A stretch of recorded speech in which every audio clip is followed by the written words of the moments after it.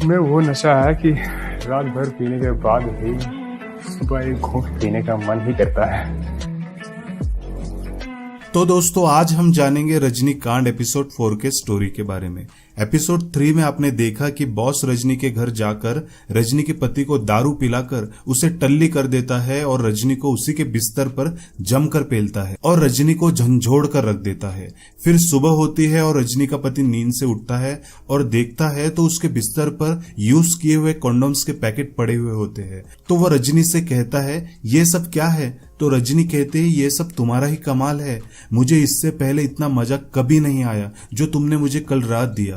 तुम तो सुबह सूरज उगने तक रुकने का नाम ही नहीं ले रहे थे, घोड़े की तरह मुझे करते रहे। तो उसका पति कहता है इतना सब कुछ हुआ और मुझे याद भी नहीं।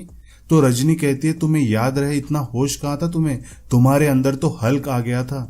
चलो अब तुम फ्रेश हो जाओ, मैं ऑफिस जा रही हूँ। फिर नेक्स्ट सीन में ऑफिस दिखाया जाता है और रजनी बॉस के चेयर पर बैठी हुई होती है और जैसे ही बॉस आता है तो रजनी कहती है आज तुम लेट आए हो और इसकी सजा तुम्हें जरूर मिलेगी। तो बॉस कहता है कौन सी सजा?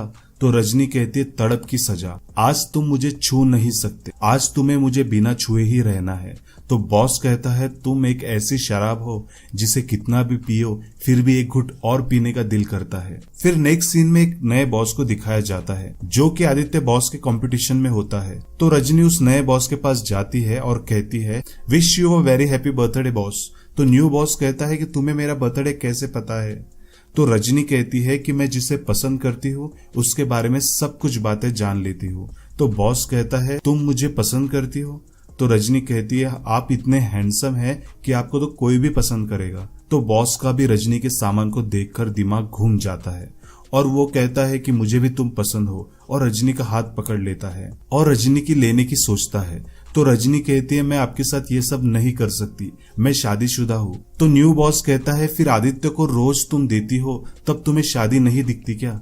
मुझे देने में क्या प्रॉब्लम है? फिर रजनी वहां से चली जाती है। फिर शाम में ऑफिस के सभी स्टाफ बॉस के लिए सरप्राइज बर्थडे पार्टी रखते हैं, वहां रजनी भी आती है। फिर बीच पार्टी में रजनी केबिन में चले जाती है तो बॉस भी उसके पीछे चले जाता है और कहता है रजनी आई लव यू।